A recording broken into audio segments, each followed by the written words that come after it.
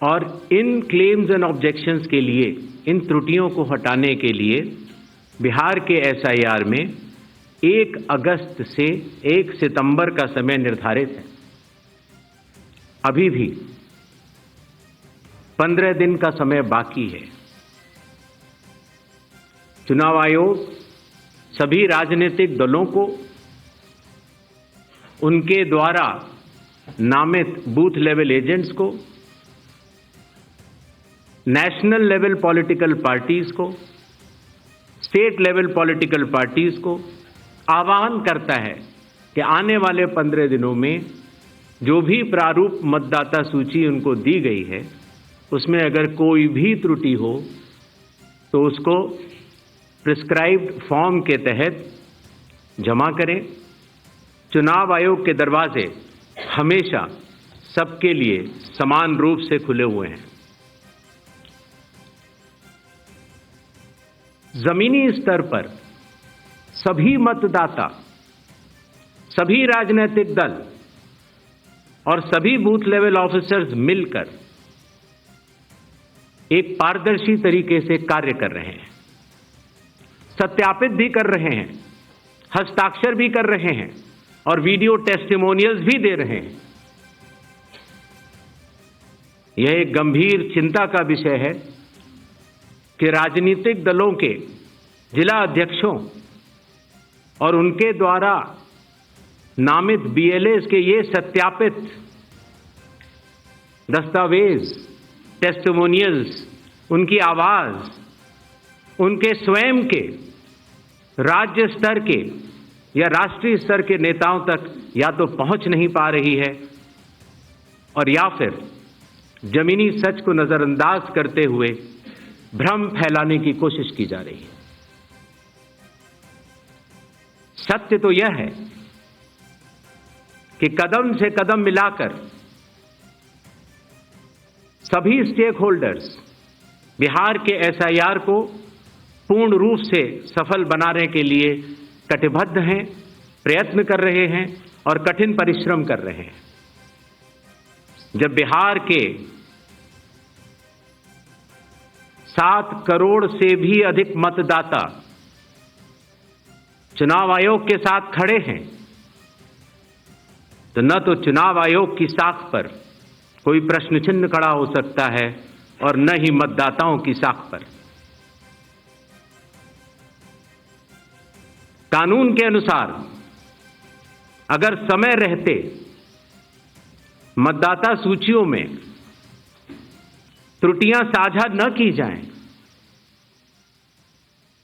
मतदाता द्वारा अपना प्रत्याशी चुनने के 45 डेज के भीतर माननीय उच्च न्यायालय में चुनाव याचिका दायर न की जाए और फिर वोट चोरी जैसे गलत शब्दों का इस्तेमाल करके जनता को गुमराह करने का असफल प्रयास किया जाए तो यह भारत के संविधान का अपमान नहीं तो और क्या है। जहां तक कि मशीन रीडेबल मतदाता सूची का सवाल है, माननीय सुप्रीम कोर्ट 2019 में ही कह चुका है कि यह मतदाता की निजता का हनन हो सकता है। Voter privacy can be breached. हमने कुछ दिन पहले देखा कि कई मतदाताओं की फोटो उनकी अनुमति के बिना मीडिया के समक्ष रखी गई, उनके ऊपर आरोप लगाए गए, उनका इस्तेमाल किया गया। क्या अपनी माताओं, बहुओं मीडिया के समक्ष रखी गई, उनके ऊपर आरोप लगाए गए, उनका इस्तेमाल किया गया? क्या अपनी माताओं, बहुओं, बेटियों सहित किसी भी मतदाता की सीसीटीवी वीडियो चुनाव आयोग को साझा करनी चाहिए क्या? मतदाता सूची में जिसका नाम होता है वही अपने प्रत्याशी को चयनित करने के लिए वोट डालता है। लोकसभा के चुनाव की प्रक्रिया में 1 करोड़ से भी अधिक कर्मचारी,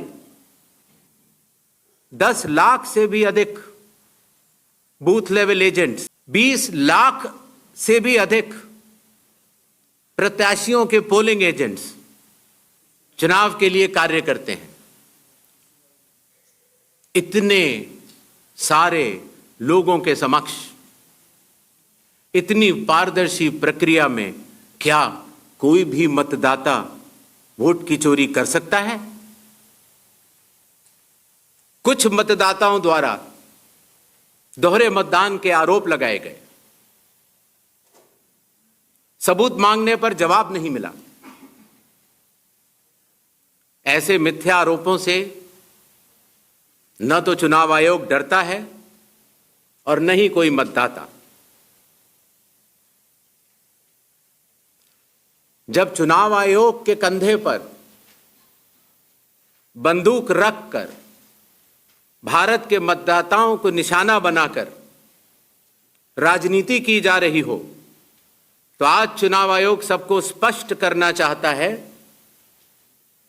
कि चुनाव आयोग निडरता के साथ सभी गरीब, अमीर, बुजुर्ग, महिला, युवा सहित सभी वर्गों और सभी धर्मों के मतदाताओं के साथ बिना किसी भेदभाव के चट्टान की तरह खड़ा था, खड़ा है और खड़ा रहेगा। जय हिंद, जय भारत।